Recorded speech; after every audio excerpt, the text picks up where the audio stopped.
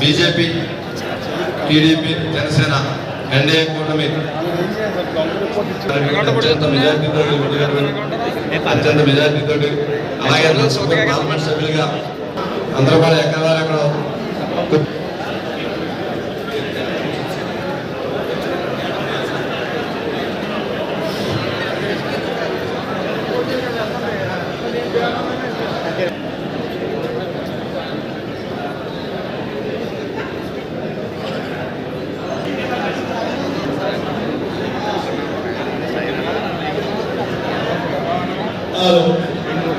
కార్యకర్తలకి స్వాగతం సుస్వాగతం.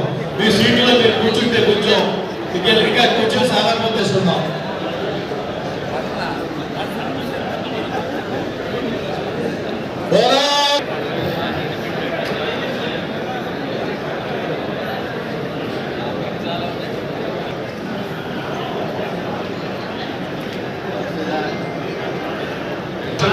కూర్చోవాలి ప్లీజ్.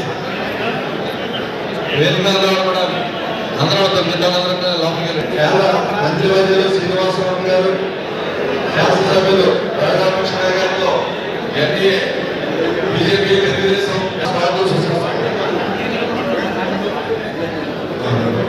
ఈ కార్యక్రమానికి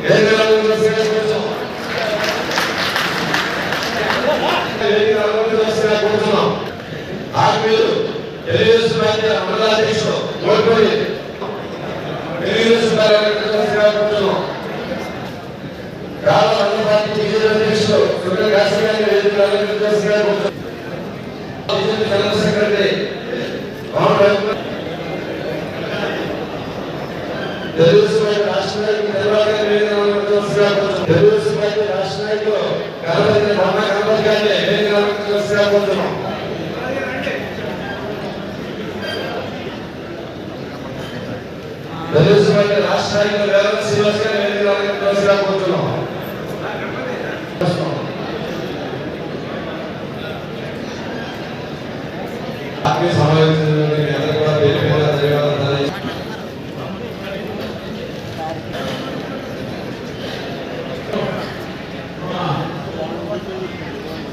జనసేన పిఎస్సి సభ్యులు నాకన్నా సూర్య గారిని మాట్లాడుతున్నారు. రూపశిల్పి ప్రధానమంత్రి నరేంద్ర మోడీ గారికి సాధారణ సృష్టికర్త నవ్యాంధ్ర సృష్టికర్త నారా చంద్రబాబు నాయుడు గారికి సామాజిక న్యాయం కోసం, సమన్యాయం కోసం, సమభావం కోసం, సమదృష్టి కోసం నిత్యం ప్రకటిస్తూ జనసేన పార్టీ అధినేత జనసేనాని కొడుకుల పవన్ కళ్యాణ్ గారికి, తెలుగుదేశం పార్టీ మూలస్తంభాలైన తెలుగుదేశం పార్టీ నాయకుడికి, జనసేన పార్టీ ఏ స్థానాలైన జనసేన పార్టీ నాయకుడికి,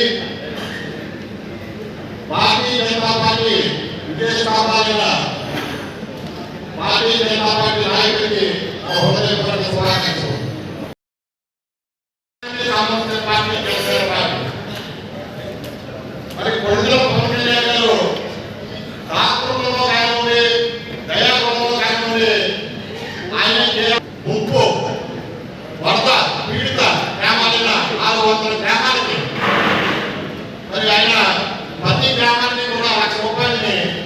అధికంగా ప్రకటించడం జరిగింది. అంటే సుమారు 6 కోట్ల రూపాయలని పక్షపాతి ప్రజల మనిషి జన నాయకుడు జనసేనాని కొడుకుల పవన్ కళ్యాణ్ గారు మన తెలుగుగా ఉండేవారు. ఆ ఉప్పు నిప్పుని పార్టీకి ప్రధాన కారకుడు ఎవరైనా ఉన్నారంటే జనసేన పార్టీ మాత్రమే పవన్ కళ్యాణ్ గారు మాత్రమే. ఈ రోజు ఈ అభినందన సభ కానివ్వండి ప్రధాన కారకుడు వెన్నుదన్నుగా ఉన్నది కొడుదల పవన్ కళ్యాణ్ గారు జనసేన పార్టీ. మరి ఈ రోజు గారు శాసనసభ్యుడిగా మరి ఈ రోజు ఆక్రమణ తొలగింపు కానివ్వండి, హాస్టల్ ఆధునీకరణ కానివ్వండి, స్కూల్ హాస్పిటల్స్ యొక్క ఆధునీకరణ కానివ్వండి, ఇటు విద్యా వైద్యం కానివ్వండి, అలాగే మరి రోజు ఆంధ్ర రాష్ట్రంలోనే తొలి ఎమ్మెల్యేగా తొలి నియోజకవర్గంగా ముందు నియోజకవర్గం మనందరికీ కూడా తెలుసు. మరి దయచేసి కూటమి నాయకులందరూ కూడా నేను చూశాను. తెలుగుదేశం పార్టీ ఏ మండలంలోని కూడా 4 మండలాల్లో జనసేన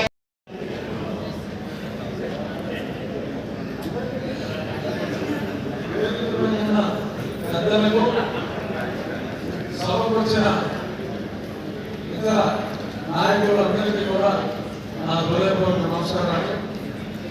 ఎప్పటి నుంచో సూర్య గారు మనం ఈ ఆర్థిక సమావేశాలు పెట్టుకోవాలంటే చెప్తున్నాను. మొదలుగా వర్షాలు పడగలంతా ఎక్కడని గత వారం అనుకున్నాం. ఎంతో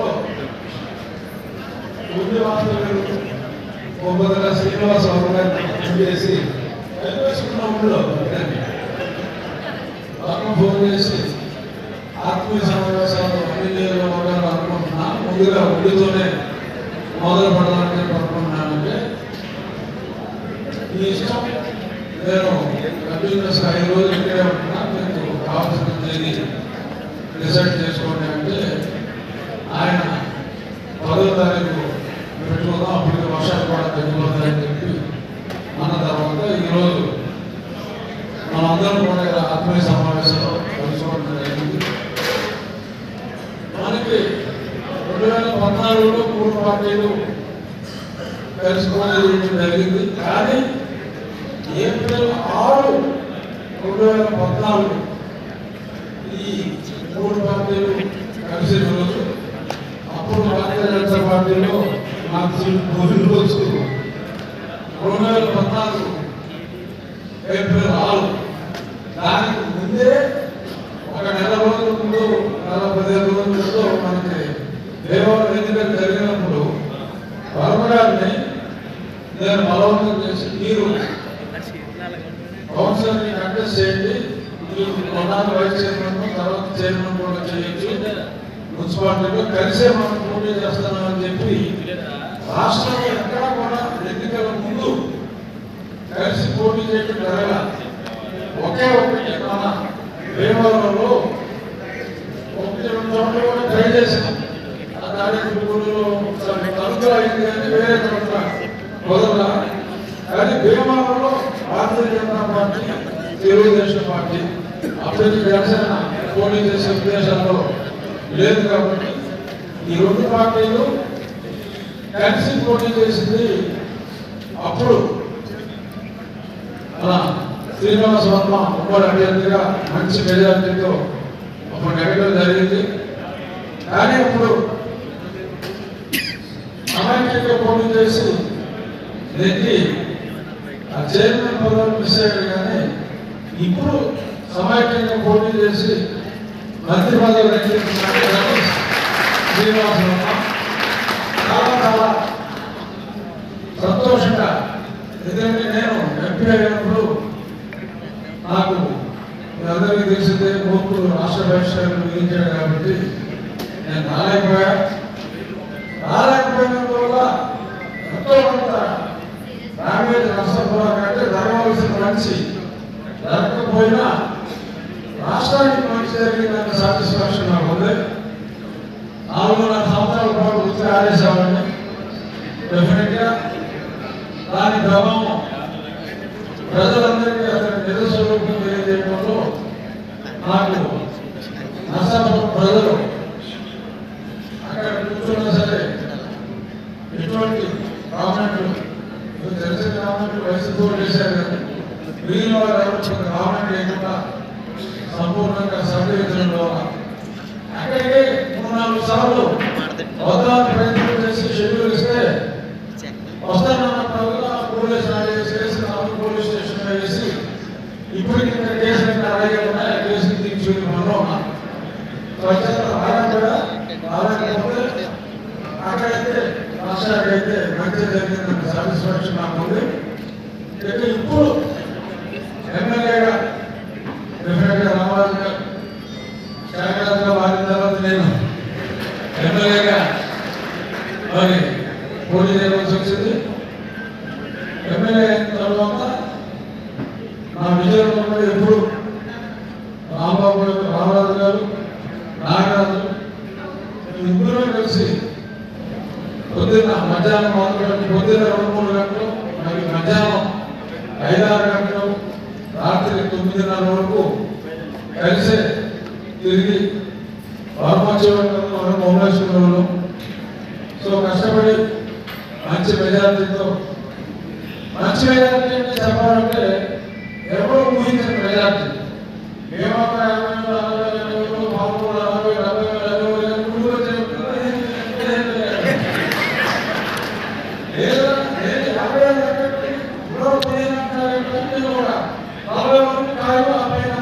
చెప్పలేమని నేను మాట్లాడేవాడిని.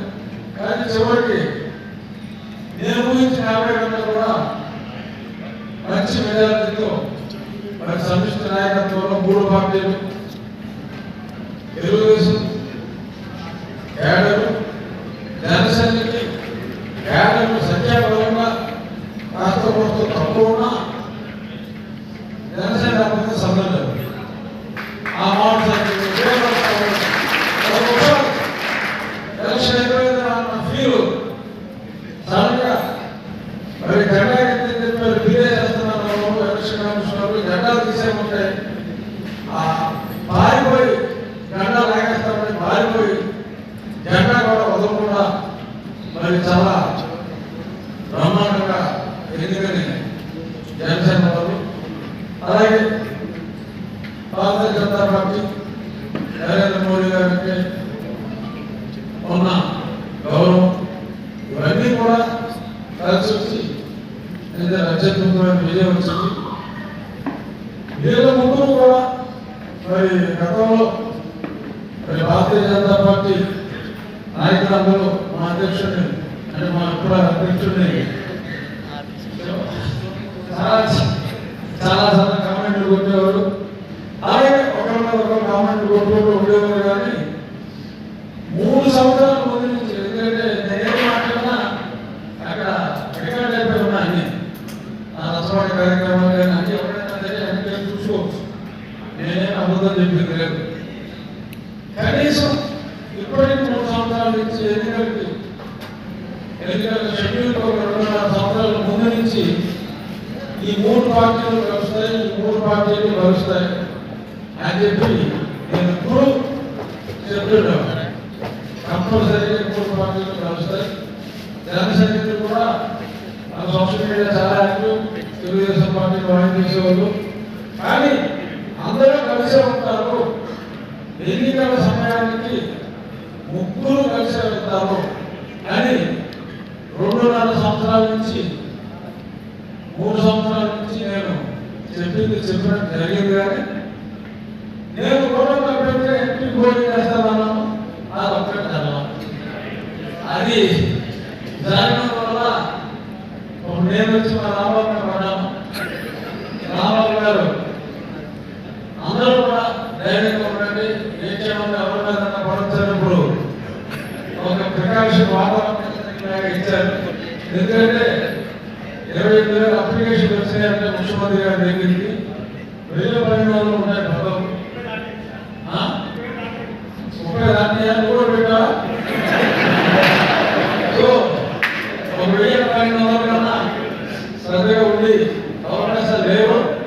కానీ ఎవరికి వచ్చినా రాకపోయినా దేవుడికి ఎటువంటి అనుమానం లేదు. మంచి హోదాలో రామరాజు గారు ఉన్నారు. అందరూ ఎటువంటి సందేహం లేదు కాబట్టి ఆయన ముందు రాను బాధపడకుండా అని చెప్పేశారు. ఆ బాధపడి గురు ఎట్టి పరిస్థితుల్లో మన నియోజకవర్గానికి స్పెసిఫిక్గా వస్తే ఇందాక రామరాజు గారు జిల్లా అధ్యక్షుడైనా ఇప్పుడు బుద్ధిదేవి మరి అందరూ భిక్ష తీసుకొచ్చినప్పుడు పాండవులకి సగం భీముడికి ఇచ్చేసి మిగిలిన మీరు చదువుకోండి అని చెప్పి ఆవిడ చెప్పేది. పాలకూరు మున్సిపాలిటీ, దేవరం మున్సిపాలిటీ, తలుపు మున్సిపాలిటీ, దాడిపల్లి మున్సిపాలిటీ, పంచాయతీ ఎక్కువ, మున్సిపాలిటీ తక్కువ, మా నాయకుడు అప్పుడే ఉంది కాబట్టి ఊరికి చాలా విపరీతమైన అవసరాలు చాలా ఎక్కువ ఉన్నాయి.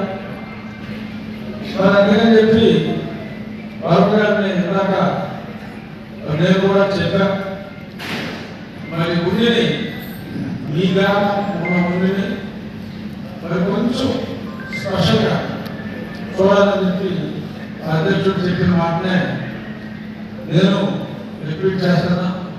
మాకు దాతలు ఉన్నారు, చాలా వరకు చేసుకోగలిగినా కూడా మరి ఇంకా చాలా చేయవలసింది ఉంది కాబట్టి మరి ఆ ఎంపీ రాష్ట్ర విషయంలో మరి వేరే రోడ్లు నాయకుడు ఆయన రాస్తారు తప్ప ఎమ్మెల్యే రాయలు నాకు ఆయనతో పరిచయం మీద అడగడం జరిగింది. డెఫినెట్గా నెక్స్ట్ టైం పవన్ గారు నేను వెంకయ్య గారిని కలిసి కొన్ని రోడ్లు శాంక్షన్ అయితే తీసుకొస్తాం. అలాగే వశిష్ట వాళ్ళని ఎప్పటి నుంచో అలా పెండింగ్ పడిపోయింది. అమలాపురం వచ్చిన నాలుగైదు ఇండికేషన్ పెట్టేశాక దాని గురించి 1200 కోట్లు ఆగిపోయింది. అది కూడా ఎలా సంబంధించారు చూడాలి.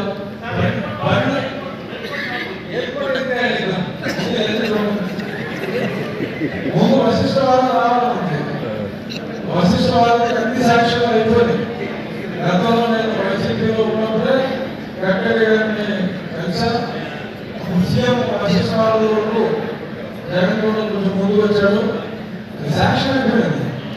అది ఒక వ్యక్తి 15 లక్షల ఆశలో ఆడిపోయినట్టు ఉంటే అయినా వాళ్ళని అభిమానం ఎలాగైనా సరే వాళ్ళని కన్విన్స్ చేసి ఆ ప్రాజెక్ట్ ఒకటి కంప్లీట్ చేయడం అనేది మాజీ ఎంపీగా నాకు, ప్రస్తుత ఎంపీగా వర్మ కూడా అది ఒక బాధ్యతగా తీసుకుని దాని వరకు కంప్లీట్ చేస్తాం. అలాగే ఈ బైపాస్ రోడ్డు అది కూడా మహారాష్ట్ర దాంట్లో ఒక కొత్త ప్రపోజల్తో త్వరలో బైపాస్ రోడ్డు కూడా కంప్లీట్ అయితే అన్ని మనకి కమ్యూనికేషన్ రోడ్డు కమ్యూనికేషన్ కూడా చాలా బాగా ఇంప్రూవ్ అవుతుంది. ఇది ఓవరాల్ ఊళ్ళోకి వచ్చేటప్పుడు మనకున్నది తాగునీటి ప్రాబ్లము. చనిపోయే సమాజ్ గారు ఆయన ఎప్పుడు మన వెంకయ్య గారు పరిమళ ఆఫీస్ గురించి మాట్లాడేవారు. 18 కోట్లు ఖర్చు పెట్టి ప్రయాణంలో ఇబ్బందులు వస్తే ఇంకొక ₹1 కోటి ఖర్చు దగ్గర అంత స్కీమ్ ఆగిపోవడం జరిగింది. అది నేను ఎంపీలో ఉన్నప్పుడు రీస్టార్ట్ చేయించాను. మళ్ళీ తర్వాత మరి నేను ఢిల్లీకి పరిమితం చేసినప్పుడు దాని మీద వదిలేశారు. ఆ ఎంపీ ఆఫీస్ కూడా సక్రమంగా సరిగ్గా జరగడం వల్ల, ఎందుకంటే సీఎం ఆఫీస్ నుంచి కలెక్టర్ ఇన్స్ట్రక్షన్ రావడం అది కూడా చాలా ఇబ్బందులు పెట్టారు. ఇప్పుడు ఆ పరిమాణ స్కీమ్ని ఒక ఫండ్ లాగా పెట్టి స్టార్ట్ చేశాం. ఒక కొన్ని చోట్ల ఇబ్బందులన్నీ కూడా అధిగమిస్తున్నాం. డెఫినెట్గా ఒక 4 రోజుల్లో ఆ మంచినీటి అంటే మంచి నీరు ఆ ఊరు ట్యాంక్స్కి సరఫరా చేయడం మొదలవుతుందని ఆశాభావంతో ఉన్నాం. ఒక వారం వర్షాలు కానీ మళ్ళీ వస్తాయి. కానీ ఒక 50 హ్యాబిటేషన్స్ అంటే 30 పైగా గ్రామాలకి డైరెక్ట్గా ఆ మంచినీరు వస్తుంది. అలాగే ఎక్కడెక్కడ ఏ విలేజ్ పాల్గొనడం మొదలెడితే ఒక చిన్న 40 లక్షలు ఖర్చు పెడితే ఆ 2 ఊళ్ళలో కూడా మంచినీళ్ళు వచ్చే అవకాశం ఉంది. అది కూడా ప్రారంభిస్తున్నాం. అలా ఏ ఊరు సమస్య మంచినీటి ఉన్నప్పటికీ కూడా మరి కొన్ని చోట్ల మంది నన్ను తిట్టుకుంటున్నారు కూడా. ఎందుకంటే ఒక 100 మంది నన్ను తిన్నా ఒక 1000 మందికి మంచి జరిగితే అదే నా కర్తవ్యంగా మరి కొన్ని చోట్ల సలహాలు ఇచ్చినప్పటికీ కూడా మరి కాలగట్టు కదా అక్కడ ఇల్లు కట్టు అధిగించుకున్నారు కానీ కొంతమంది గట్టు మీద ఉండిపోతున్నారు. మరి అప్పటి వాళ్ళందరినీ కొంచెం పక్కకి జరపాల్సి వచ్చింది కష్టమైనప్పటికీ కూడా. అలా ఆర్టీవీలో మరి ఒక కొన్ని ఎకరాల్లో 50,000 తీసేస్తే గొప్పగారికి మంచినీరు అందుతుంది. చాలా చోట్ల మామూలు ఏదో కలిపెద్దామా ఆ నీళ్ళు మనం తాగడం కదా అన్న ఉద్దేశంలో ఆర్టీవీలో కూడా చాలా చోట్ల డ్రైన్లు పట్టణాలలో కలిపేస్తున్నారు. మరి అటువంటివన్నీ మరి ప్రజల సహకారంతోనే నిర్మూలించడం జరుగుతుంది. 5,000 మంది శుభ్రపడతారు. 200 మంది కొంచెం ఇబ్బంది పడవచ్చు. కానీ 5,000 మంది సంక్షేమమైన ముఖ్యంగా మరి కొన్ని కార్యక్రమాలు మరి తప్పనిసరి పరిస్థితుల్లో చేయవలసి వస్తుంది. అధికారులు ముందుకు వస్తే రాజకీయ నాకు అడ్డపడతాడు. ఇప్పుడు నేను ముందుకు వచ్చి అధికారుల్ని చేయడం బాగుందని బతిమాలి చేస్తాను. మెచ్చుకునే వాళ్ళ సంఖ్య చాలా ఎక్కువగా ఉంటుంది. తిట్టుకునే వాళ్ళ సంఖ్య కన్నా 100 రెట్లు బయట ఎక్కువగా ఉంది. కాబట్టి ముందుకు వెళ్తున్నా మీ అందరి సహకారంతో ఎవరైనా ఇచ్చినా మీరు నచ్చజెప్పండి, ఎందుకు చేస్తున్నాను ఎక్స్ప్లెయిన్ చేయండి. నేను కూడా చాలా మందికి ఎక్స్ప్లెయిన్ చేస్తున్నా. నా దగ్గరికి వచ్చిన వాళ్ళందరికీ నాకు డైరెక్ట్గా వచ్చి అడిగిన వాళ్ళకి నేను సమాధానం చెప్తున్నా. చాటుగా తిట్టుకునే వాళ్ళకి మీరు చెప్పగలిగితే చెప్తే సంతోషిస్తాను. లేకపోయినా పర్వాలేదు. ప్రయత్నం తిట్టు బట్ అభివృద్ధిలో వరకు అవరోధం కలిగించద్దు. ఎక్కడ పార్కులు ఉన్నా కూడా ఊళ్ళో పార్క్ బాగా డెవలప్ చేశాం. ఊరి స్కూల్కి సుమారు ఒక 60 లక్షల పైగా ఖర్చు పెట్టి చాలా అద్భుతంగా ఊరి స్కూల్ కూడా వస్తుంది. మామూలు స్కూల్కి బాగా చేశాం. అలాగే రేపు 25వ తారీఖు మోగాలు హై స్కూల్ ఎస్ఆర్కే సహకారంతో బాగా చేశాం. అక్కడ ఏఎస్ రావు గారు పేరు ప్రసాద్ గారి వ్యక్తి.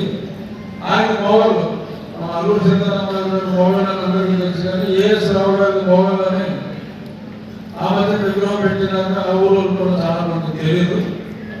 సో ఆయన జయంతిని కొంచెం ఘనంగా అక్కడ ప్లాన్ చేసి ఆ రోజు అక్కడ అనుకున్న ఓపెనింగ్ అన్ని పెట్టి, అలాగే ప్రతి మండలంలో ఒక సెమీ ఇండోర్ ఊరిలో ఆ పార్క్ లో పెట్టడం జరిగింది.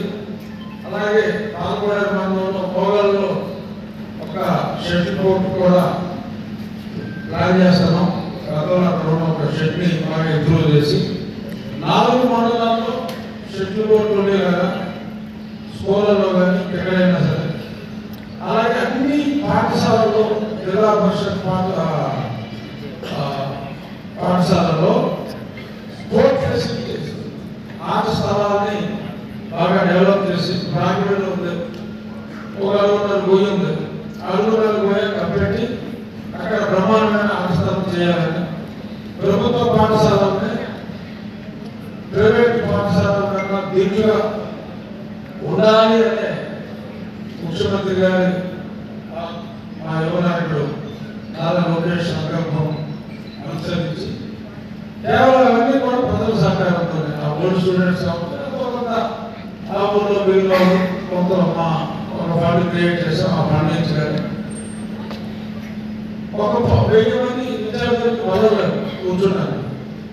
ఎక్కువ కూర్చుంటున్నారే అలా తీసుకెళ్తున్నారు. అలాగా ఒక 1000 మంది విద్యార్థులకి మళ్ళీ కొత్తగా వదలు. ఎన్నో టీచర్స్ కూడా చాలా కుర్చీలు లేని పరిస్థితి, ఒక 300 కుర్చీలు, ఎక్కడెక్కడ ఏ షాప్ ఫోర్ ఉన్నా సరే ప్రభుత్వాన్ని అడగకుండా ప్రజలు, మా స్నేహితులు కావచ్చు, ఎవరైనా సరే వీళ్ళందరి సహకారంతో ప్రభుత్వాన్ని పైసా అడగకుండానే అన్నీ మనం చేశాము. ప్రభుత్వం దగ్గర మరి ప్రస్తుతం మరి గత ప్రభుత్వం అంతా గొడవ చేసింది కాబట్టి ఇటు ఈ రకంగా చేయాల్సి వస్తుంది. కానీ పరమణ అంటే మన హక్కు. ఎందుకంటే కేంద్ర ప్రభుత్వం ఆయనకి ఎంపీ గారు ఇచ్చింది కాబట్టి డెఫినెట్గా డబ్బు ఉంది. డబ్బు ఉన్న చోట మొదలవద్దు, డబ్బు లేదు దారి లేకుండా అడగవద్దు. బట్ మన పనులేమి కాకుండా అద్భుతంగా ఉండి నియోజకవర్గాన్ని అన్ని మంత్రి హెడ్ క్వార్టర్స్ కూడా చాలా బాగా డెవలప్ చేస్తుంది. ఈ రాబోయే 4 సంవత్సరాల్లో ఎన్ఆర్జీఎస్ నిధులతో అన్ని గ్రామాల్లో కూడా సాధారణ వరకు ఆ డ్రైన్ అన్ని కూడా సిమెంట్ డ్రైన్ అన్ని కూడా కంప్లీట్ చేసిన ఎన్ఆర్జీఎస్ నిధులు, ఎంపీ గారి నిధులు, ఇంకా మంత్రి కాబట్టి చాలా పరిశ్రమ దగ్గర నుంచి వాళ్ళ వెబ్సైట్ వెల్ఫేర్ కార్యక్రమానికి 2% ఆఫ్ ద ప్రాఫిట్స్ సిఎస్ఆర్ నిధులు, కార్పొరేట్ సోషల్ రెస్పాన్సిబిలిటీ. ఆ సిఎస్ఆర్ నిధులు కూడా అడిగితే చాలా బిహెచ్ఏలు ఇటువంటి ఎన్నో కంపెనీలు చాలా కూడా వాళ్ళ మినిస్ట్రీగా వస్తాయి. కాబట్టి ఆ రకంగా కూడా మనం నిధులు తీసుకొని మన అభివృద్ధి చేసుకోవడానికి చాలా అవకాశాలు ఉన్నాయి. అంతేగాని నేను ఎన్నికల్లో గవర్నమెంట్ చెప్పింది చంద్రబాబు, ఆయన చెప్పిన చంద్రబాబు గారు చెప్పిన సూపర్ 6 ఇలాంటివి కాకుండా నేను వ్యక్తిగతంగా ఈ మంచినీటి గురించి, డ్రైనేజీల గురించి ఏదైతే నేను వ్యక్తిగతంగా చెప్పానో అవన్నీ కూడా డిసెంబర్ నాటికి 100% కంప్లీట్ అయిపోతే చాలా మంది ఇదంతా అభినందన సన్మానం కాదు, సన్మానం అంటున్నారు. మరి జనరల్ ఎక్కడ కూడా సన్మానం వద్దు. మన జనవరి 1 నుంచి విజయోత్సవ కార్యక్రమాలు అందరూ పెట్టుకున్నాం. చెప్పింది పూర్తిగా 6 నెలల్లో కంప్లీట్ చేసిన తర్వాత అప్పుడే పెట్టుకున్నాం. ఆ సంక్రాంతి సంబరాలు, కోడి పందాలు కూడా ఖచ్చితంగా చేస్తాం. కంపల్సరీగా మన సంస్కృతి, మన సంప్రదాయాన్ని కాపాడుకుంటాం. నేను మా వర్గాలు కూడా ప్రతి సంవత్సరం ఇద్దరే ఎప్పుడు బహిష్కరణ ముందు, దాని ముందు 5 నెలలు 2014 నుంచి నేను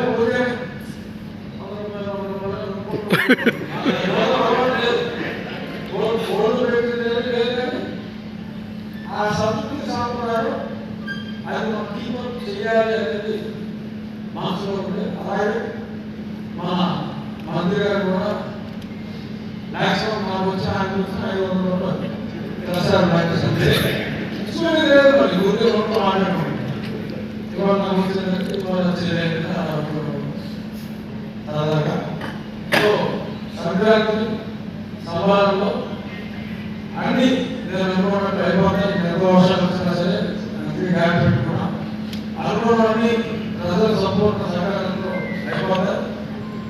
ఊరి నియోజకవర్గాన్ని ఒక అందమైన గ్రామీణ వాతావరణం పూర్తిగా ఉన్నటువంటి మన కాలువల పక్కన ఆ గట్లు అక్రమం ఏమి లేకుండా అద్భుతమైన కాలువలో మళ్ళీ అందమైన గ్రామీణ నియోజకవర్గంగా ఊరిని అభివృద్ధి చేసుకోవడం